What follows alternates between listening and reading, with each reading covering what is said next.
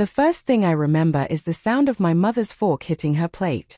A small, sharp clink that sliced the room open right after my boyfriend said the words I never imagined he would say. She's actually drowning in debt. $31,000. That's why she's been so stressed. I felt the world tilt, like someone had quietly turned the gravity higher beneath my chair. My hands went cold. My father's eyes locked on me, steady and quiet and completely unreadable. My mother's mouth slowly opened, then shut again. And all I could think was, he promised. I still don't know why I ever thought this dinner could end well. Maybe I was desperate to be seen as someone I wasn't. Maybe I'd been lying for so long that the truth felt like a foreign language I didn't know how to speak. But I do know this. I never expected the man who said he loved me to be the one who exposed me. The whole thing started 2 weeks earlier, while we sat on the floor of my apartment surrounded by pizza boxes and empty mugs. I had just finished telling Ethan how nervous I was about meeting my parents for dinner.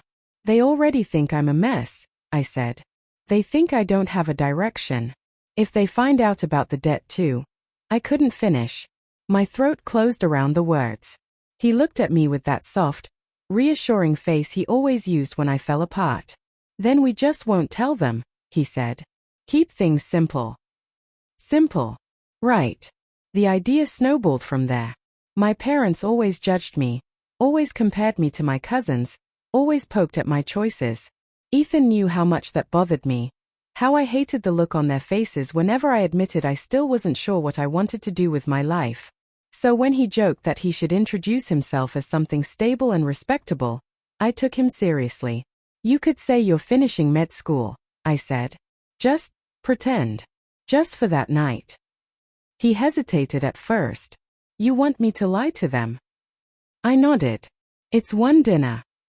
He eventually agreed, though he didn't seem thrilled about it. I thought it was because he wasn't good at lying.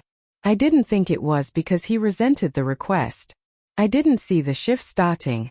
The night of the dinner, I was already tense before we even reached the restaurant. My parents were old school, formal, and painfully judgmental. They believed every big life decision should be made with spreadsheets and timelines, never fear or instinct.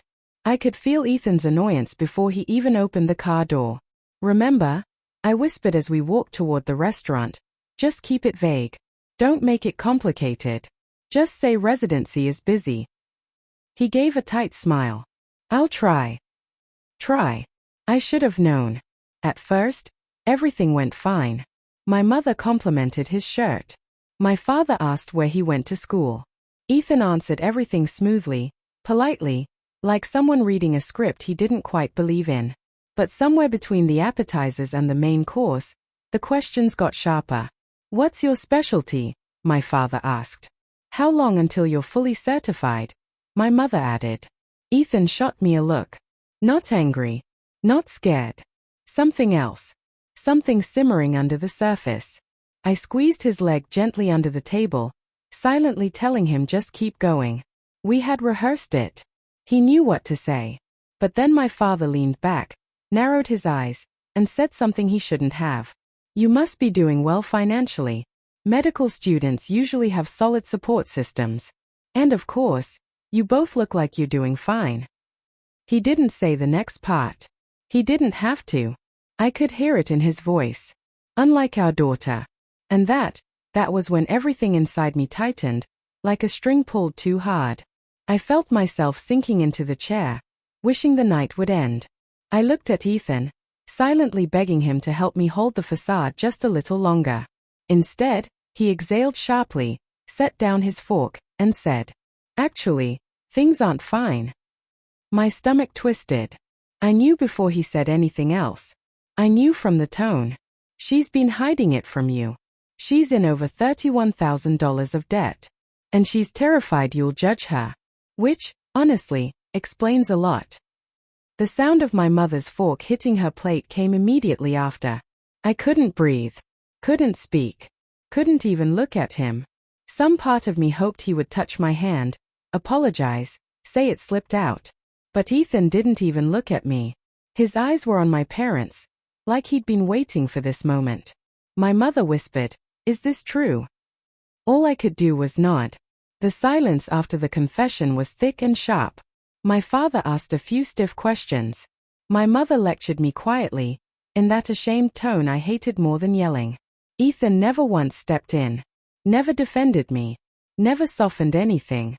He just sat there, arms crossed, like a man watching a fire he had started on purpose.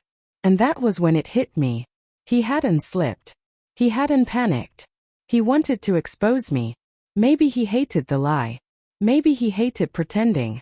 Maybe he hated that I asked him to protect me from my own parents. Maybe he hated something in me I hadn't seen. Whatever it was, betrayal sits heavy when it's done so calmly. We broke up the next day. He came over to talk, but the conversation was already dead before it began. You put me in a bad position, he said. I didn't want to lie. Your parents deserved the truth. I stared at him, studying the face I once trusted, the lips that had whispered I love you more times than I could count. You didn't have to humiliate me, I said. You didn't have to enjoy it. He didn't deny it. And that silence told me everything. It's been weeks, and I still replay that dinner in my head. Sometimes I blame myself. Sometimes him. Sometimes both of us. But here's what I know now. Some betrayals don't happen in bedrooms or text messages or secret meetings. Some happen right in front of your parents, with someone who promised to have your back. And the worst part is that he knew the truth about me. He knew how scared I was. He knew what that debt did to me every night. And he still chose to break me open in the one moment I needed him most. But I'm done hiding. Last week, I sat my parents down and told them everything. Every fear. Every mistake. Every detail I used to bury under jokes and excuses. And for the first time in my adult life, they didn't judge me. They just listened. Funny how the person I trusted most destroyed me, and the people I feared most helped me pick up the pieces. I'm still in debt. I'm still figuring out my future. I'm still learning how to stand up without leaning on the wrong people. But at least now, the truth belongs to me. And no one will ever use it as a weapon again.